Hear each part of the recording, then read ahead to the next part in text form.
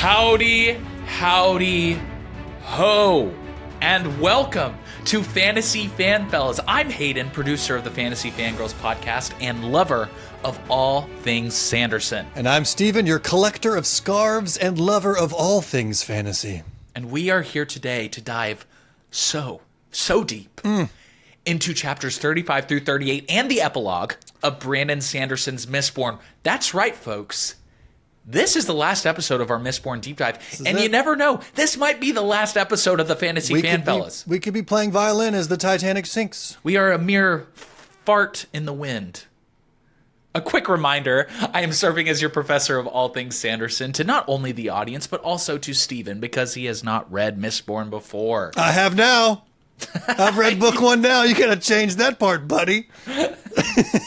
Let's go. So this podcast will only have spoilers for the chapters we read each episode, which means if you're starting Mistborn but haven't finished it, unlike me because I just finished it, this podcast is for you. And a couple quick housekeeping notes before we get started. Steven and I will be participating in a Fantasy Fangirls charity live stream on Monday, December 29th. But there's a twist. We are going to be playing a game of D&D during the stream, and if you donate, you will be able to influence the way the game itself plays out. It's going to be so much fun. So you will be able to watch that live on the Fantasy Fangirls YouTube, and we hope to see you there. And lastly, we have Fantasy Fanfellas merch. Steven, showing the mug. Boom. There it is. It's not beautiful. This mug. Not this mug. Not this perfect mug here. This one that you can purchase. It's gorgeous. Both the mug and Steven's mug. You can check it out in the link in the show notes. One last thing before we get started. This is a relatively new podcast, as you've probably noticed. So if you want to help get the word out, please do, by the way. Please give us a follow on Instagram and TikTok at Fantasy Fanfellas. There's going to be so much more content you're not going to want to miss. Okay, Steven, it's your time. For the last time in this book, please burn your medals and let us know from your perspective what happened in chapters 35 through 38 and the epilogue. Don't forget the epilogue of Mistborn. I'm about to get emotional over here, buddy. Here we go. Chapter 35. Kel is dead. Not Jon Snow dead. Dead. And Vin is more upset than Americans on Black Friday. You know, they used to have actual deals back in my day, but it turns out this was Kel's plan the entire time. And I take back every bad thing I ever said about you, buddy. Rest in peace. Also, Lord Renew, the Khandra, is actually a grown-up Mistwraith. And I was kind of right about that because I'm a freaking genius. So Lord Renew gathered the bones of Kel, like this is a Halloween episode of Hoarders, and basically becomes the Sheen version of Kelsier, to convince Ska that he is a god. So now the whole city believes in the mighty god Kelsier, and they're all like, our Kel is an awesome Kel, he reigns. And they're ready to go toe-to-toe with the Lord Ruler himself. Chapter 36, Vin breaks into one of the Lord Ruler's rooms like a college roommate who wants to just borrow your shoes for some reason, but gets caught by an Inquisitor. And the Lord Ruler is there too, and he's old. Gross. So she burns the 11th medal that Kel gave her, and it makes two different versions of people that she didn't see before. Like when the alcohol finally kicks in and you realize there's no going back tonight. Then she gets knocked out. Meanwhile, Ellen's dad tells him he's going to go get milk and leaves Ellen in charge of everything. Also, Vin is now in prison. She's also been given this medal that removed all of her other medals, like when you think you're signing up for something free, but in reality, it's a monthly charge. It's going to drain your bank account slowly over the next few months until you realize you're being charged. But now she's weaker than John Wick after that roof fall in chapter 3 that should have totally killed him. And she's brought before the Lord Ruler, who's young again and hot for some reason. Reminds me of the Red Woman from Game of Thrones. Smash. Anyway, her dad is also there, and then the Lord Ruler finds out that that's her dad, and so he kills him immediately and gruesomely. Now, I don't want to divide the room, hey, but the Lord Ruler is not a good guy. There's really no redeeming qualities at this point. Chapter 37, Pastor Sazed is brought to Vin, and he's in bad shape. Really bad shape. He's also naked and looking kind of like the guy from the board game Operation because he's got no junk. But he eats some spinach and has a full-on Popeye moment. And he breaks them out of the jail. Now, it's time to escape. But unfortunately, she has no medal, which means she can easily pass through airport security, but can't win a fight.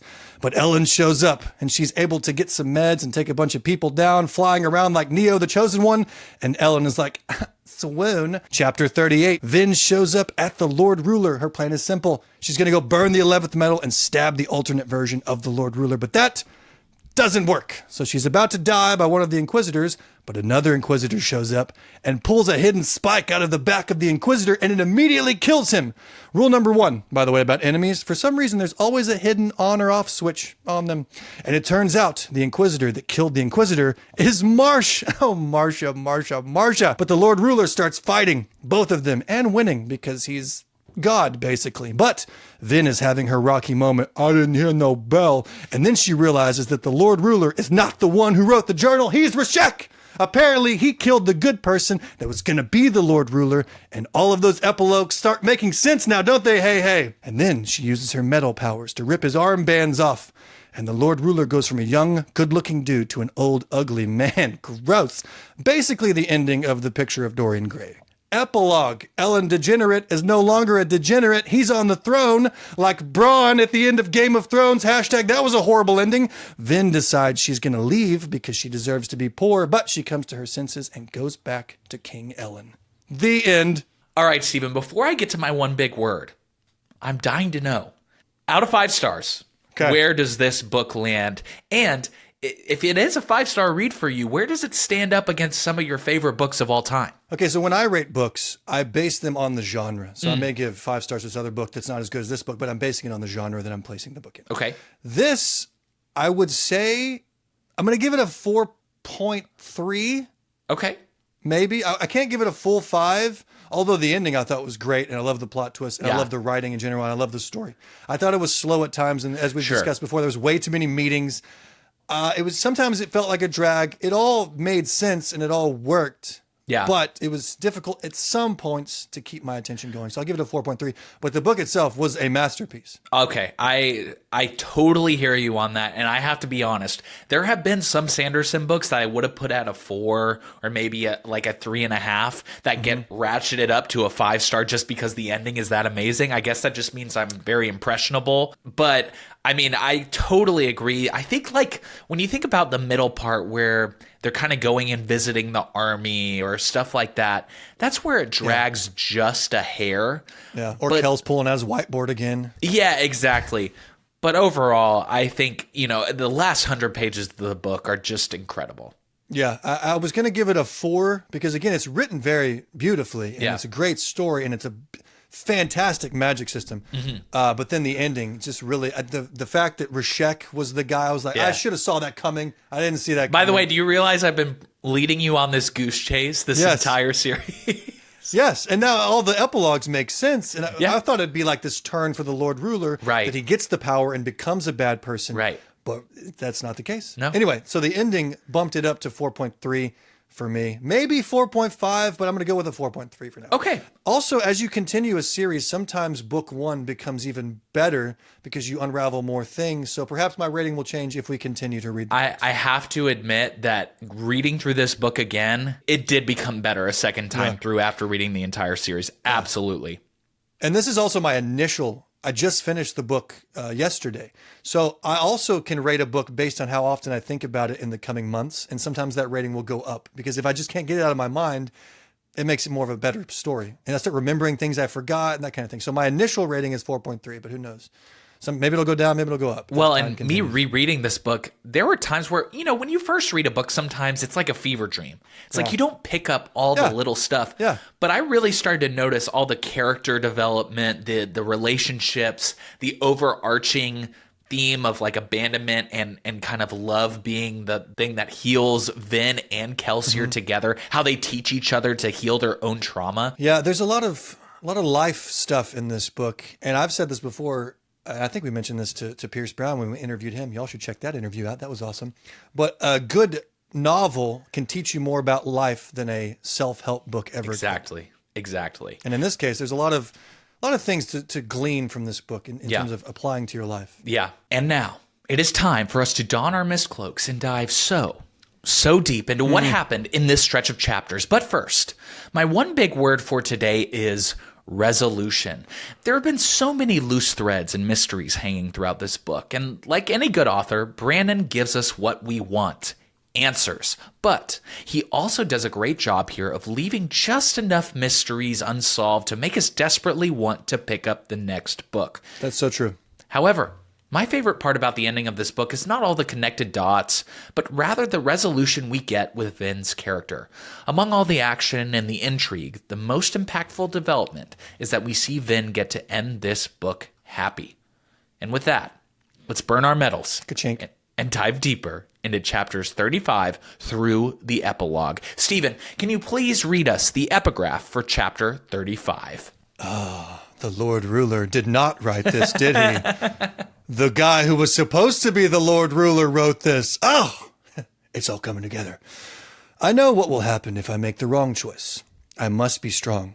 I must not take the power for myself, for I have seen what will happen if I do. We are in Vin's POV. Vin is floating in the air among the mists, using steel to allow her to float.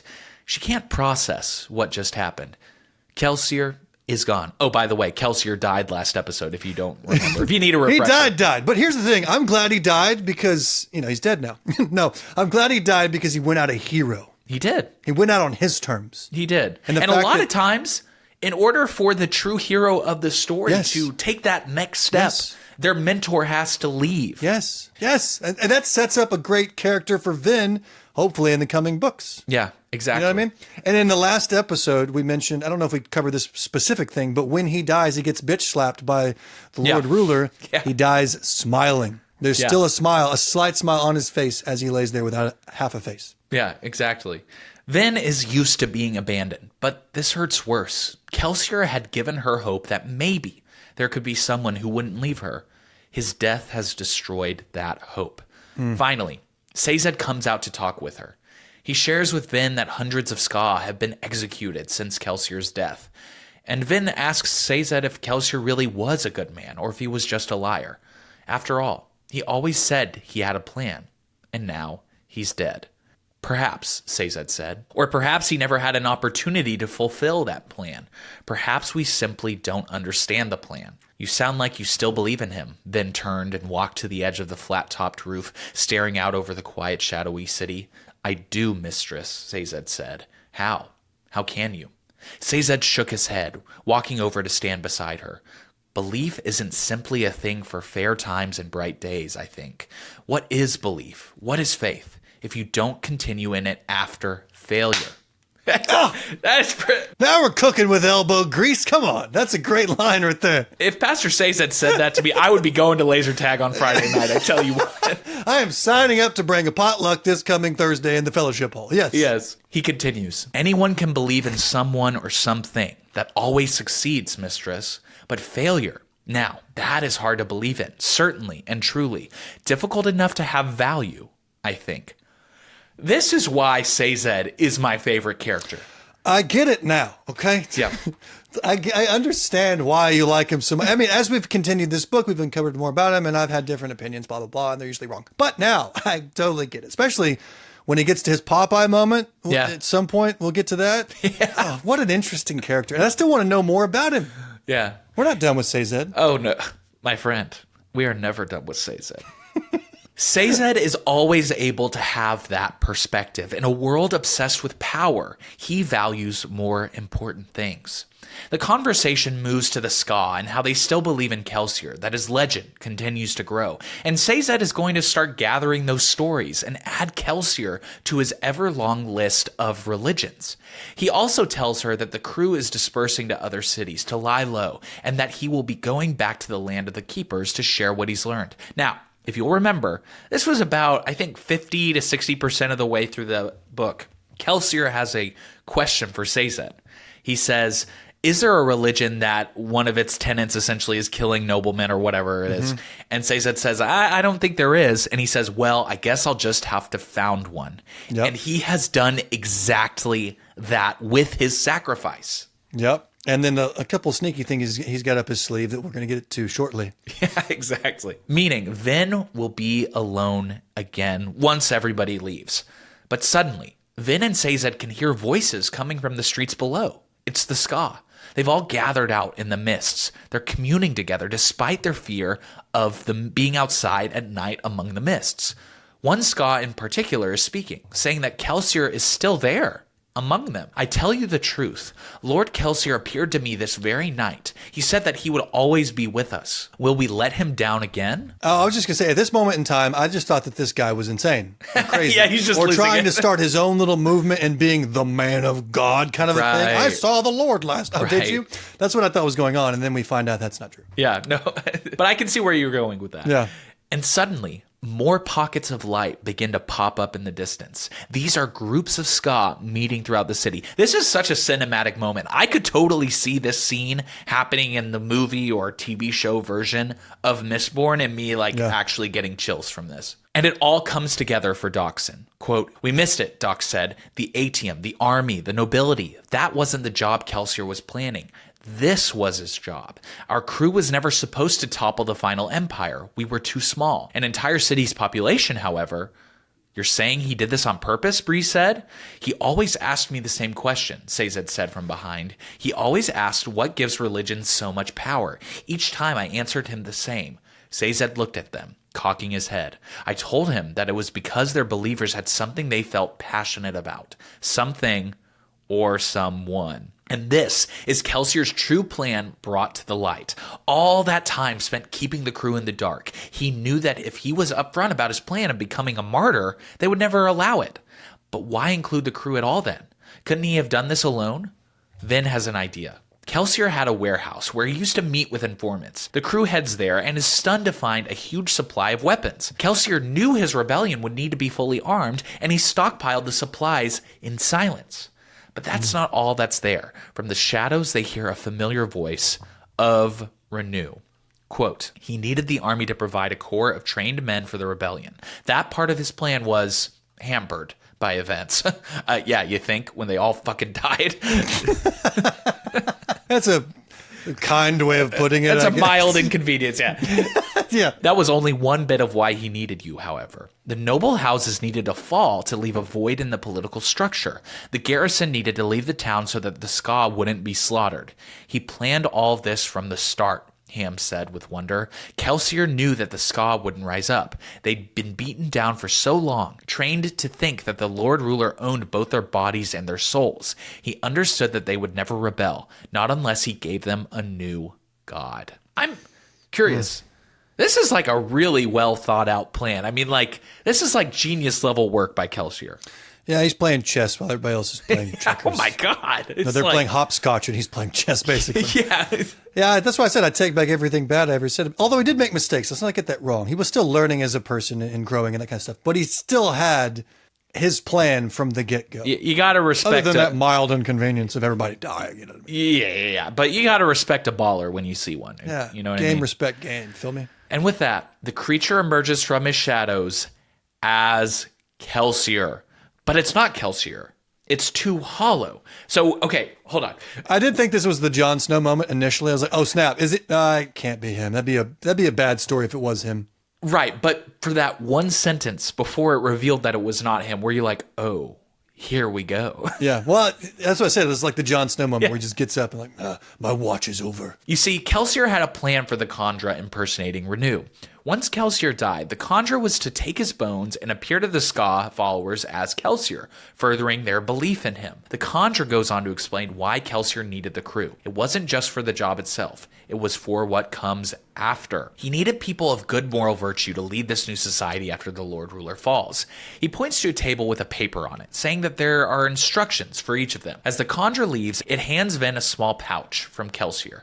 The instructions for the crew lay out how to lead the upcoming rebellion of the Ska, and it signs off with this. I think that's everything. It was a fun job, wasn't it? When you remember me, please remember that. Remember to smile. Now move quickly. May you rule in wisdom. There's like some absolute bangers in this last stretch of chapters. It's crazy. It's got a lot going for it. Yeah. But don't forget the pouch Vin received.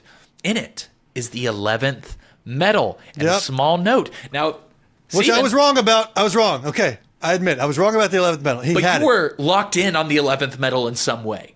I was. I mean, the author wanted you to be suspicious of it, I think. But you said that the 11th medal is going to be crucial in some kind of way. That. In some way. You did say that it's not going to be exactly what Kelsier is making it up to be. Oh, I take it And back. for all I was intents and so purposes, right. Oh, I was like, he used it, such a and then he genius. immediately died. Oh, yeah. Because that's true, because he thought he may survive the Lord Ruler, but he uses it, and he's like, And then he immediately gets bitch slapped and dies immediately. I wonder if that's why he was smiling, like, you got me, you son of a... That's why. Oh, God. This small note reads, Vin, your original duty tonight was going to be to assassinate the high noblemen remaining in the city. But, well, you convinced me that maybe they should live. Such a sweet guy, Kelsier. I mean, I could, Such a teachable guy. That's not Yeah. a small thing. A child taught him something. I could never figure out how this blasted metal was supposed to work. It's safe to burn. It won't kill you, but it doesn't appear to do anything useful. If you're reading this, then I failed to figure out how to use it when I faced the Lord Ruler. Clearly. Clearly. I don't think it matters. That people needed something to believe in, and this was the only way to give it to them. Please don't be angry at me for abandoning you. I was given an extension on life. I should have died in Mayor's Place years ago. I was ready for this. The others will need you. You're their Mistborn now. You'll have to protect them in the months to come. The nobility will send assassins against our fledgling kingdom's rulers. Farewell. I'll tell Mare about you. She always wanted a daughter. Once again, with the freaking tearjerker. He's absolutely killing us. Kel was ready to go out. Yeah. I'm always curious, like, when it's my time, whatever that means, am I Yeah. going to be ready to go? Right. And he was ready. You know, this is, I wouldn't say it's a trope, but you do see quite a few characters throughout literature and movies and stuff. It's like, you know, you get your life saved for one reason or another, and you're like, any extra Yeah. time I get is just like I'm on borrowed cherry time. on top. Yeah, exactly. And I can see why that would make it easier. And I bet he was even more at peace with dying because he then had helped him to realize that, you know what, maybe Mare didn't betray me.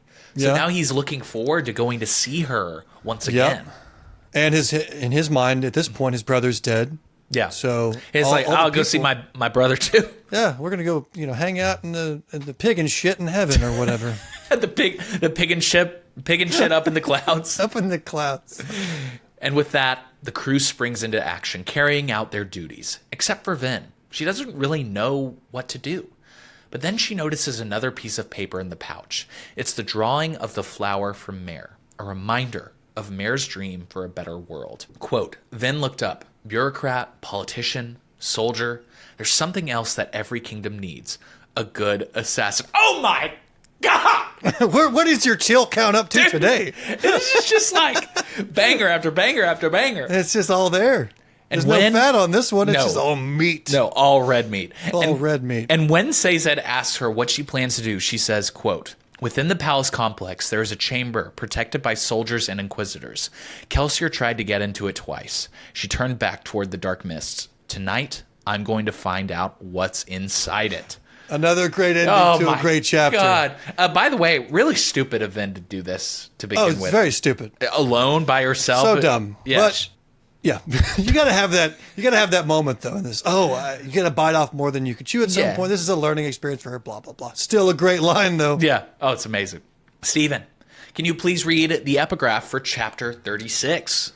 I have decided that I'm thankful for Reshek's hatred. It does me well to remember that there are those who abhor me. My place is not to seek popularity or love.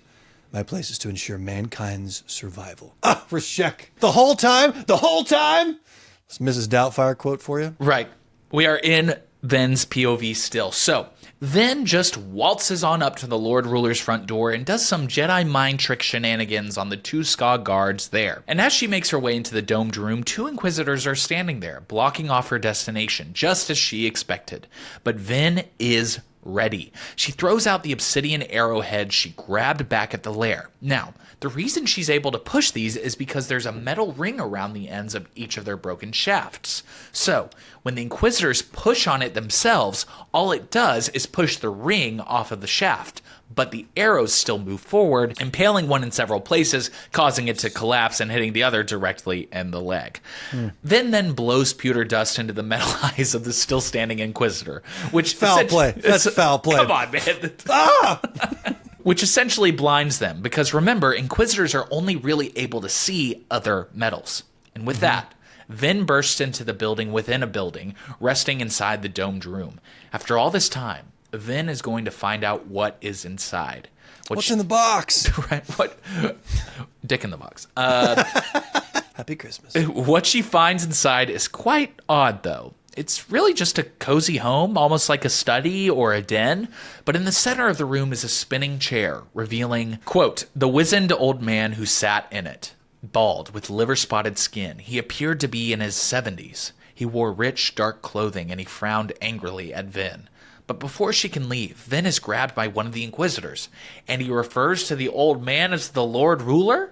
But the Lord Ruler was young and handsome when Vin saw him earlier. The Inquisitor asks that he be able to hold on to Vin for a short time rather than kill her immediately because she is of special interest to their petition against the Obligators. When are these evil characters going to learn that when you have someone you're able to kill, just kill them? You just don't lower them slowly into a thing of boiling. Just you know what I mean? Just take them out. It's going to come back to bite you, buddy. Exactly. As this conversation is going on, Vin remembers the 11th medal, so she burns it. But nothing happens, except she sees another man standing next to the Lord Ruler. Quote, he had a full beard and wore a thick woolen outfit with a fur-lined coat. It wasn't rich clothing, but it was well constructed. He stood quietly, seeming content. He smiled happily. Vin cocked her head. There was something familiar about that man. His features looked very similar to those of the man who had killed Kelsier. However, this man was older and more alive. Vin turned to the side. There was another unfamiliar man beside her, a young nobleman. He was a merchant from the looks of his suit, and quite a wealthy one at that. And then the 11th medal burns out, and the Inquisitor knocks Vin over the head, knocking her out. We are in Elend's POV, our boy. Yes. My boy. Elend. Elend finds his father in the north entryway of Keep Venture, seemingly packing to leave with several servants. Straff informs Elend that there's a full-blown ska uprising happening, and he has no intention of sticking around until they start coming after nobles. But Elend resolves that he's not leaving, despite his father's anger at this idea. You'll remember that Elend has a history of being unable to stand up to his father, but in this moment, he finally can. He thinks to himself, quote, someone has to stop this. The rebellion could do some good, but only if the Ska don't insist on slaughtering their allies. And that's what the nobility should be. They're allies against the Lord Ruler. He's our enemy too. After his initial outrage at Elend's defiance, Straff has a change of heart. With a sick smile, he tells Elend it's a good idea for him to stay, and Elend knows that it's because him staying leaves him as a scapegoat for the Lord Ruler or the Ska rebellion to kill. I don't like the dad. He needs to die. He sucks. He sucks. That's so obvious.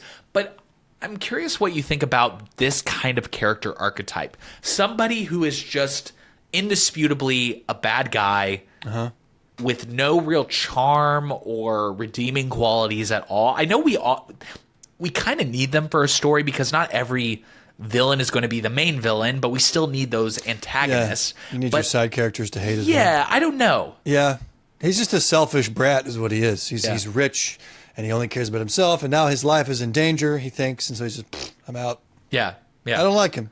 Yeah. I mean, he's a necessary. I like the fact that he's in the story, and I'd like to see the next books. I'd like to see him die. Sure. But for now, he's a necessary character, I guess.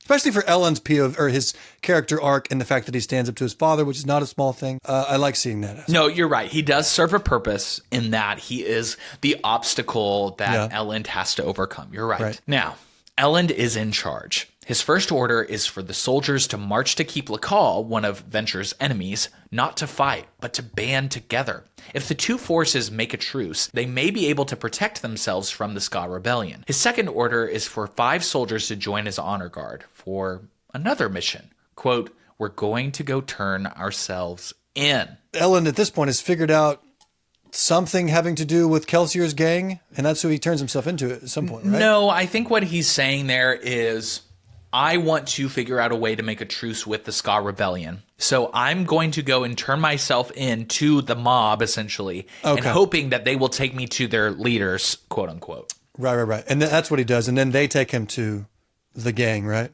Yeah, they take him to the gang, and then he's like, well, I'm going to find fucking Villette or Vin. Yeah, okay. We are back in Vin's POV. Vin awakes to the Inquisitor forcing a medal into her mouth. She's forced to burn it, and all of a sudden, all of her other medals are gone. As she sits there trying to figure out a way out of there, she realizes that the feeling she had while burning the 11th medal reminded her a lot of what it felt like to burn gold. Interesting. If you remember, gold is supposed to be Atium's paired metal. But what if the 11th metal is actually a pair to gold? So, if this is true, it stands to reason that while gold shows the user their own potential past, it looks like the 11th metal could show the past of others. Yeah, so each metal, like you said, has a pair, and maybe we forgot that part. They're not necessarily opposites, but they work.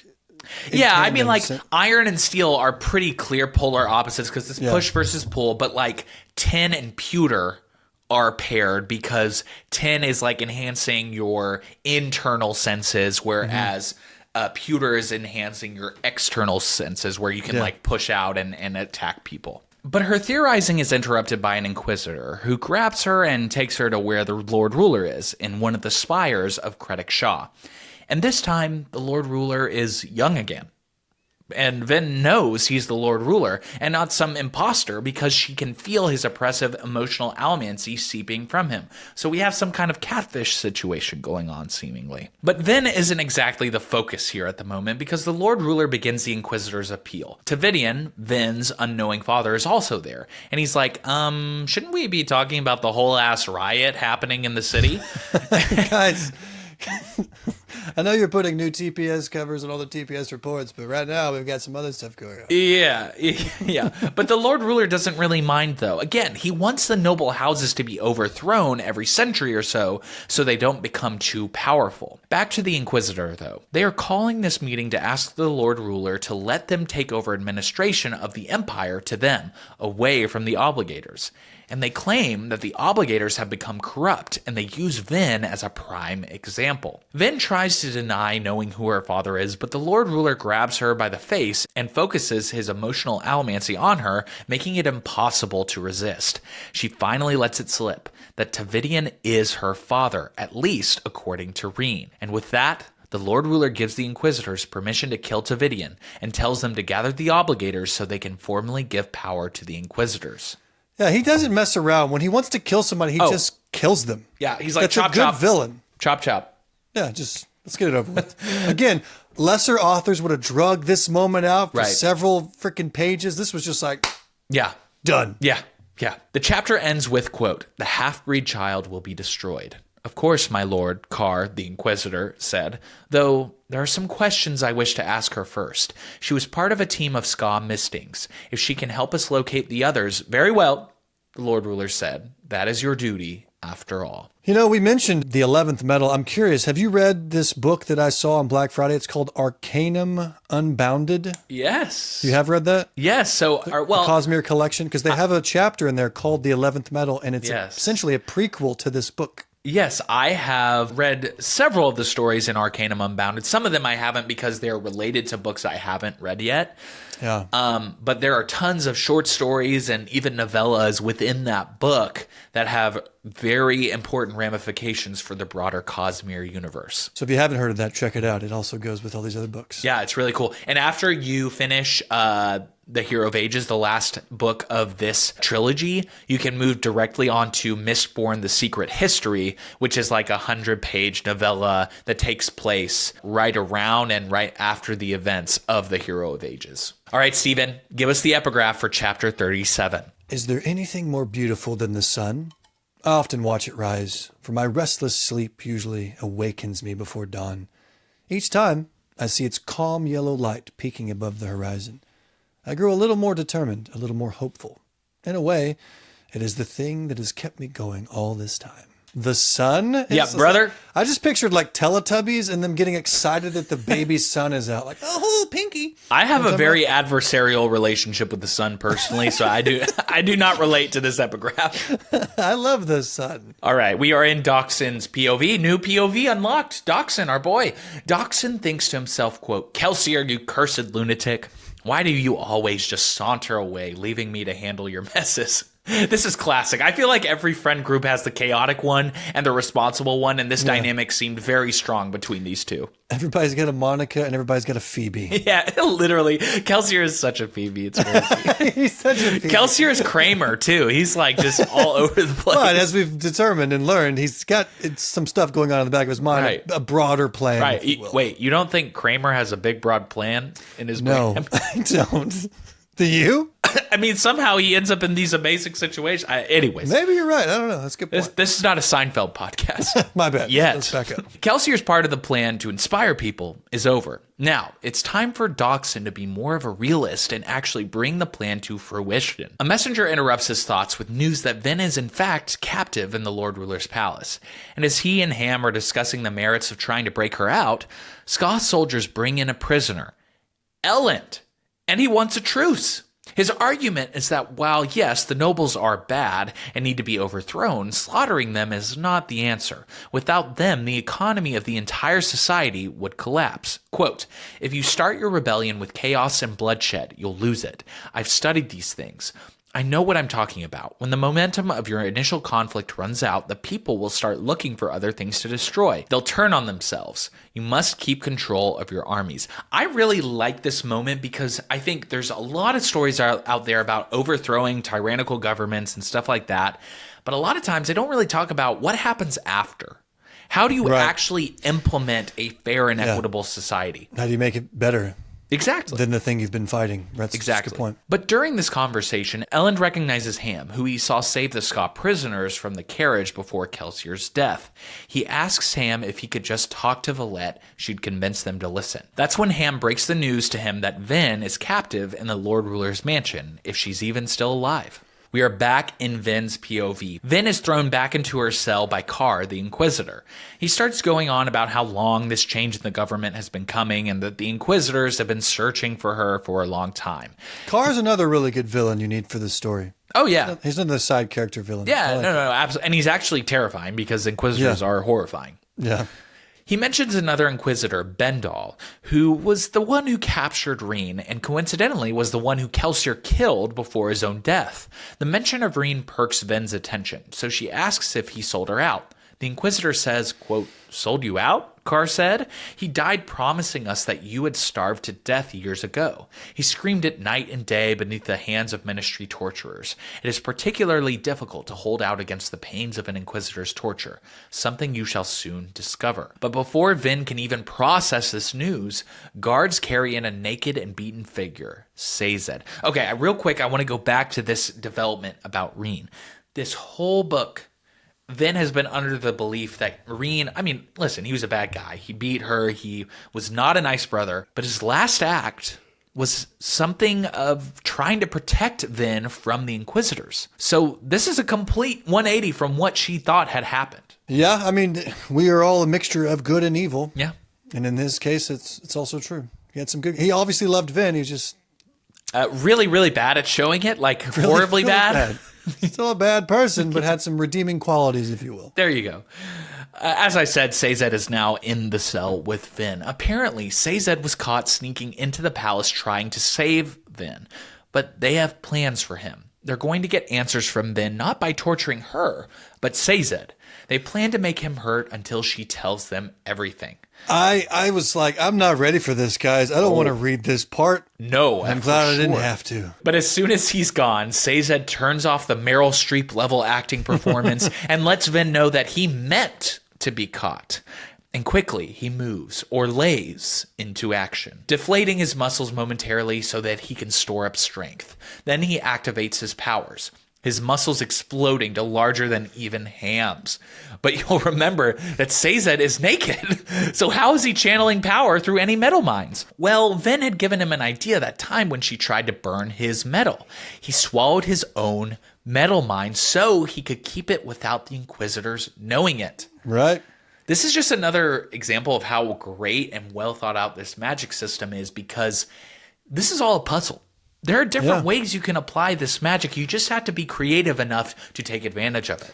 Yeah, we talked about this briefly in a previous episode. I forget which one, but the guy who sneaks drugs through airport security. Yeah. This is basically Sazed right now. Can you sneak metal in through your butthole? Yeah. Yeah. And with that, Sazed literally rips the metal bars free. Yet another reason why Sazed is my boy. He just, like, he belongs in the weight room. You know those videos of, like, when a fucking linebacker PRs their best deadlift or something like that, and everyone's screaming? Yep. Didn't land. All right. The two move out of the cage, and all the guards are terrified of Sazed and run away. In the guard chamber down the hallway, Vin finds a cloak, which she passes to Sazed. This is such a sweet moment. Vin, a Ska, and Sazed, a Terraceman, both oppressed in their own ways, giving each other a helping hand. As they run, a group of guards comes back with reinforcements. Sazed's strength has already faded, and, remember, he's beaten up pretty badly and struggling to keep up. He tells Vin to run and leave him behind. This is a hugely important moment as Vin thinks to herself, quote, "You still have some things to learn about friendship, Vin." Kelsier's voice whispered in her mind. "I hope someday you realize what they are. I can't leave him. I won't." This is the culmination of Vin's journey through her belief that everyone leaves. She realizes that she can flip that script. She can change that by staying for those she loves. And this is like, I don't know, I think this is like a relatively tiny moment. It's like, oh yeah, like her friend is, lagging behind. Of course she's going to turn around and save her. But with the characters that Sanderson has developed, this is actually a huge moment. And if you blink, you'll miss it. Yep, it's a good point. She becomes the opposite of the people that she's been around her whole life. Yeah, and I mean, she's had this belief that everyone leaves, right? It's become a self-fulfilling prophecy. Yeah. And the only time it's going to actually turn around is when she says, no, I'm not going to leave. I'm going to make sure that this relationship stays intact. And we're going to see it with Ellen here later. Yeah. Also, he just came back for her. So it'd be completely absurd for her to leave him. Yeah, this is the least you could do for Sazed. There's a point, and it's coming up, where she looks at Ellen and she says, "No one has ever come back for me before." Right. And I'm thinking the whole time, what is freaking Sazed? Chopped liver? He literally just broke you out of jail, you asshole. Yeah, that's true. And you're gonna look at Ellen. No one's ever come back. Did Sazed hear that? Is he okay? Someone should console him. That's true. But to be fair, she does have a crush on Ellen, so her perspective is a little warped. Yeah. She's seeing through rose-colored glasses. Yeah. Vin leaps into action, allomancy lists, and takes on about a dozen soldiers, which of course is not a good idea, and she gets taken down by a dueling cane very quickly. But as she starts to fall from the hit, she hears a voice call out, "Valette, ya boy Elend is here." Now, Elend has 6 soldiers with him, up against 12, so the odds are not great. But Vin notices something. In a trunk along the wall, she sees a sliver of her mist cloak sticking out. This is her chance. She dodges through and reaches her cloak, grabbing a single vial full of metals inside. Once she drinks it, you know what happens. She absolutely owns the enemy soldiers with no difficulty. I like how she just turns into boss queen mode, but Ellen is just like with his dueling cane. Like, what are you going to do with anything, buddy? Just standing there. Oh no, what? Yeah. I've been wronged. Yeah. As soon as the soldiers are down or defeated, Vin turns to Ellen and is overwhelmed. He's the... to your point, she says he's the first person she's loved who comes back. Yeah. Okay, where are you, Sazed? Who is Sazed to you? Nobody? Okay. But there's no time. It's time to go. And to Sazed and Ellen's surprise, Vin has no plans on running away. Putting on her mist cloak, she says, quote, "Kelsier died to start this rebellion. I have to see that it succeeds. This is my part, Sazed. Kelsier didn't know what it was, but I do. I have to stop the Lord Ruler." Yeah. Of course, Ellen begins to protest, but she pulls him down for a kiss. Finally, we get some smoochies. Classic. Did her foot pop? It had to. We have to bring the Princess Diaries. We have to. It popped under the mist cloak. She tells Ellen to go find the Lord Ruler's ATM storage for use by the new government after the Lord Ruler's death. Sazed resolves to come back and help Vin after he makes sure Ellen is safe. But Vin seems pretty confident. Quote, "Don't worry, I think I know how to kill him." This is also one of those kind of dumb moments. It's also necessary, and I get it. And Sazed obviously believes in her, and that's why he lets her go. But still. I think maybe how we should read this is she's just kind of started to connect the dots on the 11th metal and what it actually means. Totally, though. Yeah. And we learn in this next chapter, she has an idea of what to do, what she's going to try to do. Right. It doesn't fucking work. Not at all. Wrong. It's the worst idea ever. She has an idea, and she's 17. I mean, 17-year-olds are idiots. What do you expect? I remember when I was 17, and I wish I couldn't remember because I was a stupid moron. Yeah, exactly. All right, Stephen, will you please read the epigraph for chapter 38? "Such are my fears as I scribble with an ice-crusted pen on the eve before the world is reborn. Reshek watches, hating me. The cavern lies ahead, pulsing. My fingers quiver. Not from the cold. Tomorrow, it will end. What a good thing right before we find out who the frickin' Lord Ruler is. Yeah. That's why I said in previous episodes, Brandon Sanderson did not put these epilogues in here just randomly. They're very specific where they're at. And they do. I remember them just seeming so out of place as I was reading. But if I was to read this book again, they would make so much more sense with the context of the chapter. Well, I mean, the thing is, too, Stephen, this actual epigraph was mentioned in an earlier chapter while Vin was reading the assumed Lord Ruler's logbook. Yeah, was this the actual last part of the logbook? Yes, exactly. Okay, very last line. Exactly. And that's what pissed her off because it seemed like there should be. It seemed like it ended abruptly. Exactly. And so this is a callback to an earlier line that we've already read before. Right. We are still in Vin's POV. Vin is careening through the mists, hurrying to reach the throne tower. And as she moves, she sees thousands of torches far below, representing the rising Ska rebellion. Now, we have yet another POV unlocked, and it is Carr, the Inquisitor, which is... I like how he randomly gives new POVs. Yes. Like the random dude who's in the mines or whatever. Like, who the hell is this guy? Oh, Waylon, that's right, yeah. Waylon Jennings, just a quick POV in the mines of Mordor or whatever. Yeah, well, in Carr, this is actually a world-building device because it gives us some insight into how the Inquisitors experience the world with their new eye hole things. As I said, we are in Carr's POV. The Lord Ruler has officially granted the Inquisitors full reign over the running of the government. We get some insight into the way Inquisitors see the world. Carr can't see anymore, at least not in the traditional sense. However, his command of Almancy as an Inquisitor is so strong that he's able to see the world in crisp quality through the use of the blue lines that iron allows you to see. I wonder if you can see colors, though. You can see the outlines of everything. So is it just bland? Everything's No, blue? it's all blue. Because you know how, like, whenever they burn iron and then you can see the different metal anchors? It's just like that. Yeah. So there's metal in everything is what he's basically saying? Yeah, like, for example, it was saying, like, there's a little bit of metal in everything. And so because his allomancy is so enhanced, he's able to be even more sensitive to those metals so he can see a really clear outline of the world. Yeah, the people that say love will bind us all. Not true. Metal binds us all. Quote, the blue threads were fine, nearly invisible, but they outlined the world for him. The obligators before him were a shuffling mass of blues, discomfort, anger, and fear. So sweet, all three. Carr's smile widened, despite his fatigue. As all the other Inquisitors move to go to their respective rest chambers, he hears a click. A small coin has fallen through the stained glass window. Then a dozen more break through, and a small girl leaps through the hole. This is so badass. This is pretty cool. This is like the freaking Tom Cruise moment. Yes. I do my own stunts. That would be amazing if Tom Cruise played Vin. That'd be awesome.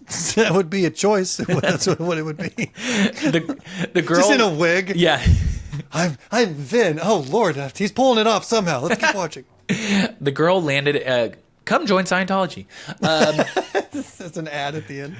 The girl landed in a crouch, skidding a short distance on the bits of glass, mist billowing through the opening behind her. It curled forward, drawn by her almancy, swirling around her body. She crouched for a moment in the mists, as if she were some herald of the night. Oh, that's a good line. That's crazy.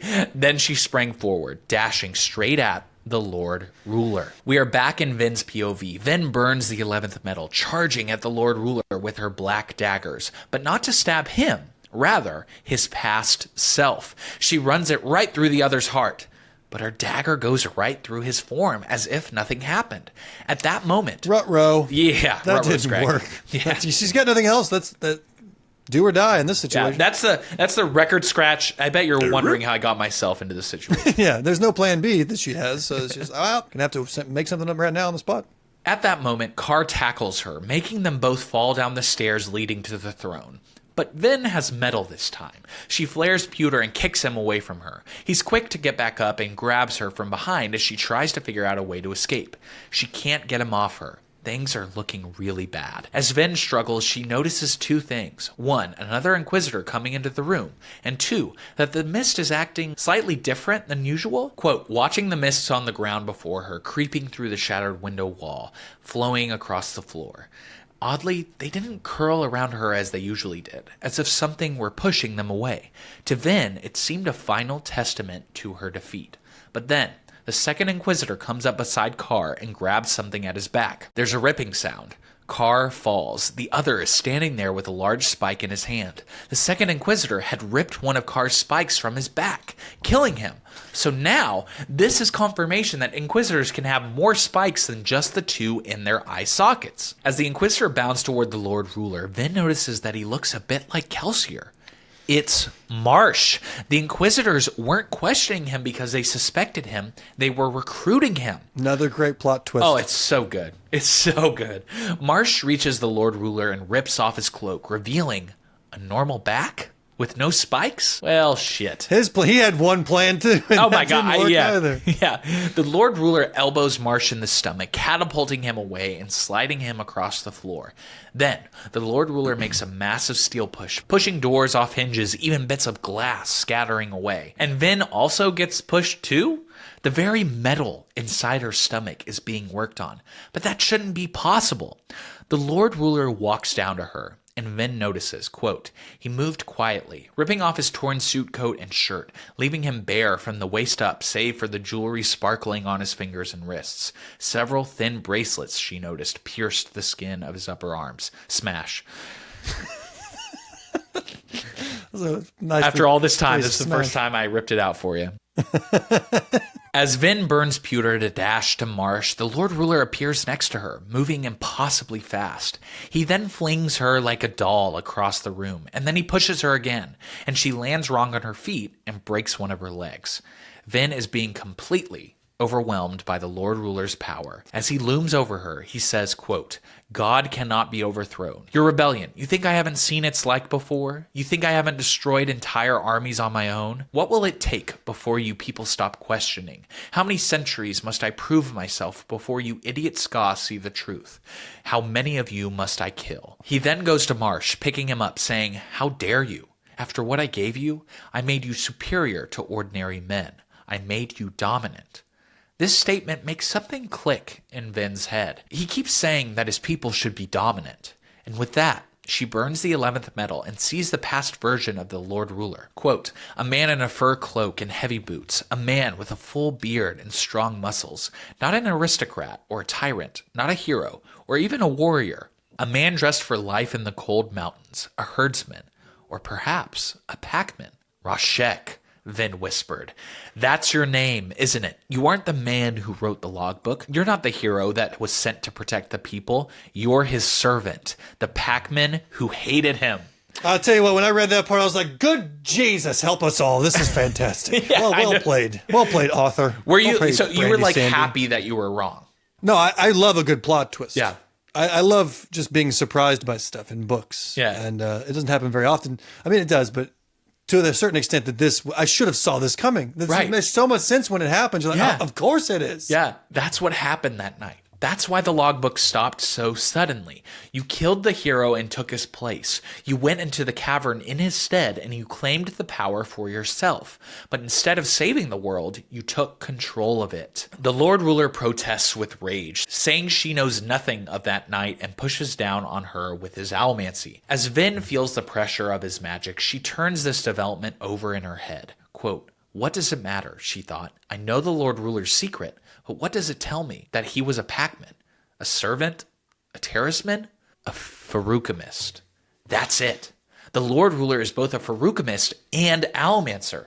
That's why he has those bracelets lodged into his skin. They're metal mines. But what does it matter? With him pushing down on her, there's no way for her to get to them. And despite burning iron, she couldn't latch onto them since they're lodged into his body. Okay, so earlier in the story where Vin meets him in person, he's an older version of the Lord Ruler. Yeah. Is he not wearing these at that time? Why is he older then? Well, the idea is, remember how, like, for example, when Sazed was storing up power for his muscles, Right. he had to be weak for a certain amount of time. It works the same way with any... Yeah, but it works with the same way with any power. So in order for the Lord Ruler to save up youth, he has to be old for a time. Okay, and so he just does that in his away times. Little, domed thing. And the reason he's an allomancer now is because he went to the Well of Ascension? That's the thought. And Sazed will address some of this in the epilogue as well and explain it more. They talk about it a little bit. Then something remarkable happens. Quote, Vin stoked her iron, concentrating, pushing it as hard as she could. She kept her pewter flared, struggling to keep from being crushed, but she could feel that she was no longer breathing. The force pushing against her was too strong. She couldn't get her chest to go up and down. Mist spun around her, dancing because of her allomancy. She was dying. She knew it. She could barely feel the pain anymore. She was being crushed, suffocated. She drew upon the mists. Two new lines appeared. She screamed, pulling with a strength she had never known before. She flared her iron higher and higher, the Lord Ruler's own push giving her the leverage she needed to pull against his bracelets. Another nice little addition there. Yeah, exactly. Anger, desperation, and agony mixed within her, and the pull became her only focus. It's in that moment that her pewter runs out, but something goes through her mind that gives her a bit more strength. He killed Kelsier. Finally, her pull rips the metal mines free. The Lord Ruler cries out in pain and runs for the bracelets, but Vin takes the last of her steel and pushes them out of the window. I see a look of confusion on her face. No, so she already had her moment of snapping, which is why she's able to use metals, right? Right. But when Kelsier found out that Marsh died, he was able to take down an entire mine with these by himself. Remember this? Yeah. And crush all the stuff? Yeah. I feel like it's a similar moment for her. She remembers the hardship she just experienced, which gave her more mental power for this one moment. Okay, interesting. I'm drawing a comparison because it seems like the author wanted us to see that. Okay, cool. Yeah, interesting. And right before her eyes, the Lord Ruler begins to age and become frail. In the distance, she can hear someone say, Mistress. It's Sazed. He reaches her and pours liquid down her throat, and her body instinctively burns the metal in the liquid, the pewter giving her strength and lessening the pain. Marsh starts to stir and asks what's going on. As the three look on, it's clear that the Lord Ruler is dying. Vin thinks to herself, quote, I pulled the bracelets off. Why? Why can I do things like he can? Why am I different? The three of them walk to the Lord Ruler together. You're the chosen one. Vin leaning on a spear that Sazed brought, and Sazed drops an absolute bar to the Lord Ruler. Quote, Listen, he who would have been our God. Do you hear them cheering? Those cheers aren't for you. His people never cheered for you. They have found a new leader this evening, a new pride. Marsh then hits him with a verbal left hook of his own. Quote, Your obligators will forget you. I will see to that. The other inquisitors are dead, slain by my own hand. Yet the gathered Pralins saw you transfer power to the canton of Inquisition. I am the only inquisitor left in Luthadel. I rule your church now. The Lord Ruler, with his last strength, responds, You don't understand, he wheezed. You don't know what I do for mankind. I was your God, even if you couldn't see it. By killing me, you have doomed yourselves. This is a very interesting line, and I don't know that it's him trying to save himself in the last moments of his life. He knows he's dying. I think he's trying to make them aware of something that we don't know yet. And Vin actually has this thought, I think, in the epilogue, or maybe at the end of this chapter, I forget. But at the end of this book, she has the same thought. I think that is a very astute observation. But his time is done. Vin knows it's time for his reign to be over. She says quietly, I bring you a message from a friend of ours. He wanted you to know that he's not dead. He can't be killed. He is hope. Then she rams the spear into the Lord Ruler's heart. He is dead. Not Jon Snow dead. He's dead. He is dead. Unless he he is dead, right? You got to read the next book, dude. Dadgummit. Here we go with you being freaking vague again. I thought I took the power from you. Oh, no, I'm not relinquishing that power. You're not going down so easy. I can't rip the bands off your arms right now, can I? All right, Stephen. It's time for the last epigraph of this book. Could you please read us the epigraph for the epilogue? Oddly, on occasion, I sense a peacefulness within. You would think that after all I've seen, after all I've suffered, my soul would be a twisted jumble of stress, confusion, and melancholy. Often, it's just that. But then, there is the peace. I feel it sometimes, as I do now, staring out over the frozen cliffs and glass mountains in the still of the morning, watching a sunrise so majestic that I know none shall ever be its match. If there are prophecies, if there is a hero of ages, then my mind whispers that there must be something directing my path. Something is watching. Something cares. These peaceful whispers tell me a truth I wish very much to believe. If I fail, another shall come to finish my work. Another great placed epigraph, right? I hate how much I want to say and can't say at the same time. Oh, I hate it too. You should just say it. Just ruin it. Just let it fly? I don't know, actually. We're going to ruin the next book, maybe not. We are in Vin's POV. Vin, Sazed, and Marsh sit on a rooftop, processing what just happened after some rest. Sazed can only conclude that the Lord Ruler was both an Almancer and a Feruchemist. Quote, so, what the Lord Ruler did, I presume, was combine the two abilities. He used one of the attributes only available to Feruchemy, that of changing his age, but fueled it with allomancy instead. By burning a feruchemical storage that he had made, he effectively made a new almantic metal for himself, one that made him younger when he burned it. If my guess is correct, he would have gained a limitless supply of youth, since he was drawing most of his power from the metal, rather than from his own body. All he would have to do was spend the occasional bit of time aged to give himself feruchemical storages to burn and stay young. So, is there a 12th metal that he created, basically? Like, in a way. It's like in that moment within Iron Man where he's doing all this stuff and he goes, yeah, "Just made a new element." Literally, it's like your own personal metal. It's like one that nobody else could use, essentially. We then get some insight into why the Lord Ruler truly regulated terrace breeding. Perhaps that was why he feared keepers so much. He hunted and killed feruchemists, for he knew that the skill was hereditary, as almancy is. If the terrace lines ever mixed with those of the imperial nobility, the result could very well have been a child who could challenge him. But that doesn't answer truly what happened at the Well of Ascension, and why his almancy was so incredibly powerful. And not just on the level of someone like Vin or Kelsier. There are some speculations, though, that perhaps the Lord Ruler became the first almancer at the well, spawning the mists. This idea makes the word Mistborn take on a new meaning for Vin. She had initially assumed it was because they usually did all their work at night, but after the events of the last night, Vin has a new perspective. Mist reacts to almancy. It swirls when an almancer uses his abilities nearby. And what did I feel at the end? It was like I drew something from the mists. But since then, she hasn't been able to replicate it. We then get a tantalizing note from Marsh about his fake death. That body they found, obviously, that was not his, but also, according to him, there was so much blood there because the process to make Steel Inquisitors takes multiple bodies. So it's a couple people instead of just one? Seemingly it could like be Dogman? several, yeah. It's a dog head on a man's body? Yeah. I guess we'll just have to keep reading to find out. Here we go. Conversation then moves to the conjure that impersonated Renew and then Kelsier. And Vin asks the question we've all been thinking. Why couldn't the conjure have impersonated Kelsier and, quote, died in his stead? Well, because, according to Sazed, for a conjure to impersonate someone, they first must devour that person's flesh and absorb their bones. And conjure are like mist wraiths. They have no skeletons of their own. Yeah, that was kind of my theory, like why couldn't Kelsey? Right. And I like that he brought that up, Yeah. so to not have me question this. The entire It's a time. logical thought, you know? Yeah.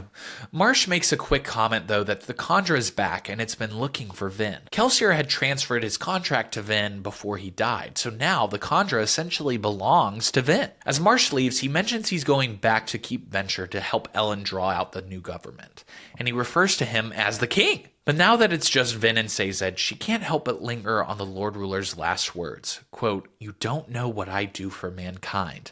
I was your god, even if you couldn't see it. By killing me, you have doomed yourselves."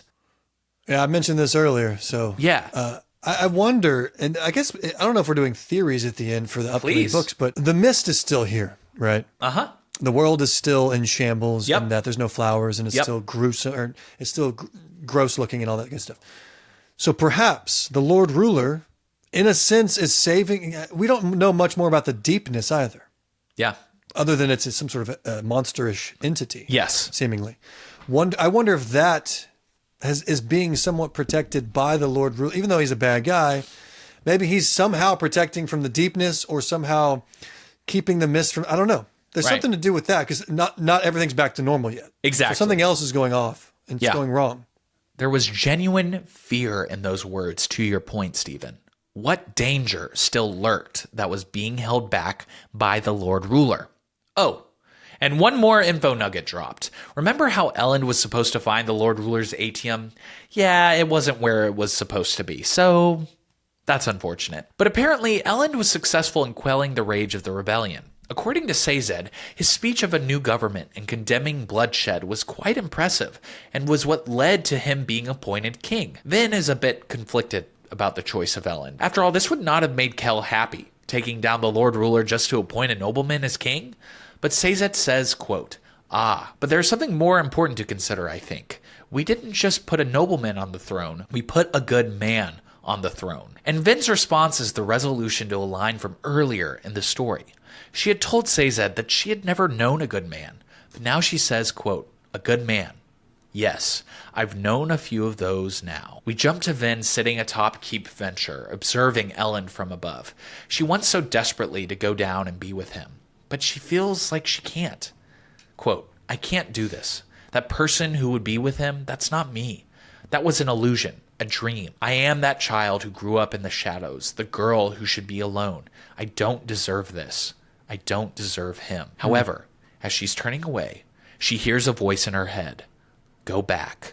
Reen's voice, the brother who always promised he'd betray her, but in the end didn't, is back in her head, telling her to go be happy. I love that part. It's so good. The voice that kept her down her entire life is now the one propelling her forward. Yeah. There's a lot in that psychologically and I think it tells you, the thought is, okay, throughout the story you're thinking to yourself, you think it's just like kind of him. Yeah. Like not his ghost necessarily, or it could be. The spirit of him, if you will. But here you're like, okay, actually maybe this is just her inner dialogue. The voice in her head masquerading as her brother. Yes, it's her deeper beliefs being shifted in real time to be able to be with the person that she truly deserves. Yeah, so good. And with that, Vin jumps down into the room with Ellen, and the story ends like this. Quote, Ellen Venture, she said, standing up. There's something I've been meaning to tell you for some time. She blinked away her tears.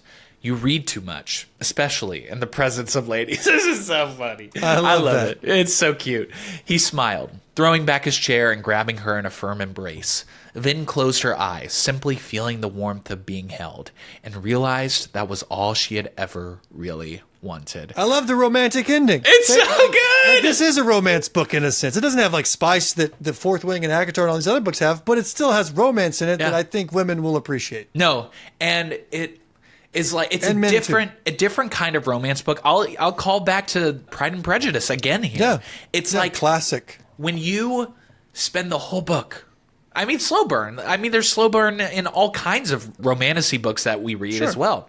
Yeah. You spend the whole book, you're just waiting for them to finally get together, and they do it in the last possible sentence. It's just awesome. It's awesome. It's a great ending to add closure that you want, while leaving so many other things open that you want to continue to the next book. Exactly. It's a great to be continued while giving you something to land on that keeps you happy. Makes you happy, rather. Steven, that is the end of Mistborn, but we still have a few things left to do. We have to give our final winners and losers of the week. Please, Steven, do the honors. I'm going to say I have written down that Sazed is the winner simply because he broke Vin out. But I feel like a lot of people win. Vin wins, Ellen wins, and Kelsier obviously wins because he sacrifices himself for the greater good. But I'm giving the win to Sazed simply because he breaks in and he does his Popeye moment. I was very intrigued by that. And I thought he just did a great job. Plus, building on him as being a great character. And some of the best lines in the whole book as well. Yes. And that's a good point. He has the greatest lines in this particular set of chapters as well. So I'll give him the win. I'll give Kelsier the second win. The loser obviously goes to the Lord Ruler because he was a fake the whole time. He wasn't the guy we thought he was. He was Rashek, the asshole that the dude wrote about. Yeah. And he just goes out like a piece of crap. He goes out like an old, deflating man prune. Taken down by a child. Love to see it. So he loses. He's the loser. Cool. He's the loser of the whole book and these chapters. Yeah. My winner this week is Vin. I feel like she just finishes what Kelsier started. She kind of has all the loose ends about her character and her life and the progression that she needed to take to become a more holistic version of herself. And she gets the happy ending that we've all wanted for her. So I think she's a clear winner this week. And for loser, I'm going to go with all the Inquisitors. They got completely... Oh, did we mention that part? How Marsh kills all of the Inquisitors? Yes. And you mentioned that? Because there's a part where the Lord Ruler looks out, he calls for his Inquisitors, and there's just the piles of spikes that what's his name is pulled out. And I thought that was amazing. He's like neatly placed them all in the same area. It's amazing. You can just see him just positioned perfectly through the door. And the Lord Ruler's like, oh, shit. Yeah. There goes my plan. They got completely played by Marsh, and he killed 8 of them. Kelsier only killed 1. If you think about it. Well, Kelsier killed him in an unconventional way by removing the head. Marsh knew the secret. Pluck. So, Steven, you had many predictions throughout your time with these books. Some of them kind of came true. Mm-hmm. The one that I really was rooting for you on was the losing of the leg. That didn't happen. The closest we got was Vin did break her leg. Hey, that's what I meant. Let's go back. Let's go back. Losing a leg is kind of like breaking a leg. No. So I am curious, though, as we look forward to book 2, The Well of Ascension, do you have any theories, any predictions of what might happen next? I feel like, I don't know why it's called The Well of Ascension. I'm assuming that Vin is going to stay the main character, and she's going to be our new, maybe they introduce a new protagonist, but it's not time for her to bring up another, person with her, I guess. I'm assuming she's the protagonist. So maybe she goes to the Well of Ascension, or maybe if Elend is the king now, he goes to the Well of Ascension to try to be the better version of the Lord Ruler. Maybe he and Vin go together. I feel like that won't happen, but that could potentially happen. Yeah. But there's something obviously to do with Well of Ascension because that's the title of the book. So I also feel like we're going to learn about the deepness, what that is. We're going to have an actual run-in with the deepness. Okay. And we'll find out. These are kind of vague predictions, but I don't really have any specifics I could say because I don't really know. But we're going to find out what happened with the mist and why the world is the way it is. Okay. Because, Kelsier's wife believed in the flower. They took the picture, or they had the picture, rather, the drawing of the flowers. They believed in a world that didn't exist, or that was better than the current one. So we're going to find out why that happened, why the fallout, if you will, happened. Oh, I was right about the prediction that somebody we know is going to die, because Kelsier did die. Well, yeah, that was a pretty safe one, though, I think. I didn't think he was going to die. Yeah. Yeah. I thought that was really good on the author's part to kill off a character that he built up for the whole book. He's kind of like a Han Solo character. You're like, you just don't... He's not the kind of character you anticipate dying. Right, yeah. He's just... Everything's kind of going... We're just flying by the views. Everything's going to work out, man. That kind of thing. Yeah. So good on the author, because sometimes authors play it safe and they just kill the characters that you think are ready to die. Yeah.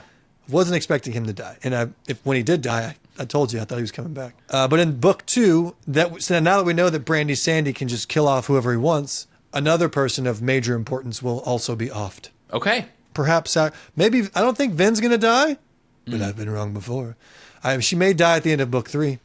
Okay. I hope not. I hope her and Ellen live happily ever after, but we'll see. Hopefully Ellen also has a major part in the upcoming book. Gotcha. Okay. All right, everybody. That is it for episode 8 of our deep dive of Mistborn. Thank you all so much for your support throughout this season. And listen, to be completely honest with you, we're not entirely sure what's going to be happening next. So it'd be really great if you could continue to support the show as we move into the holiday season. That would really help us as we're trying to figure out what's coming next. And we hope to know what you can expect very soon. Also, please be sure to give us a 5-star rating if you adore this podcast and review it on your podcast platforms, and give us a follow on Instagram and TikTok at Fantasy Fanfellas. And lastly, if you loved this episode and you have a friend who has just overthrown a 1,000-year-old empire, this is exactly the podcast to send. Okay, see you all soon. Bye. Ka-chink. Their emotions, discomfort, anger, and fear showing in their postures. Discomfort, anger, and fear. What the fuck? That's like, did I just have a stroke? What? Did I just live? Is that actually how it was? Anyways,